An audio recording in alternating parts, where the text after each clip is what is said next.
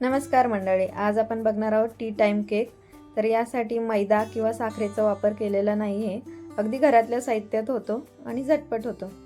तर इथे मी अर्धी वाटी गूळ घेतले आहे, त्यामध्ये 3 ते 4 चमचे पाणी। तर गूळ आपण गरम करून घेऊ। तर गुळाचं पाणी झालं आहे, हे आपण गाळून घेऊ। गाळून याला कोमट करून घ्यायचं। तर हे कोमट झाल्यावर यामध्ये 1 वाटी गव्हाचं पीठ, 4 ते 5 चमचे रवा आणि हे मिक्स करून घ्यायचं। नंतर यामध्ये कोमट दूध घेतलं आहे अर्धी वाटी, ते थोडं थोडं करत घालायचं। तिथे आपण पूर्ण अर्धी वाटी दूध घातलं आहे। यामध्ये 1 चमचा बेकिंग पावडर, अर्धा चमचा बेकिंग सोडा, थोडंसं दूध घालून हे आपण मिक्स करून घेऊ।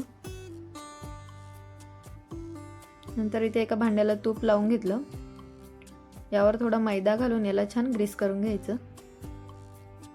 ही प्रोसेस आधी केली तरी चालते।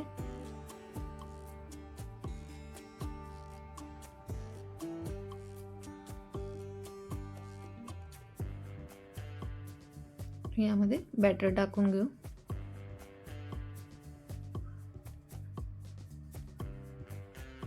यावर थोडंसं क्रश केलेलं चॉकलेट आणि पुन्हा उरलेलं बॅटर घालून घेऊ।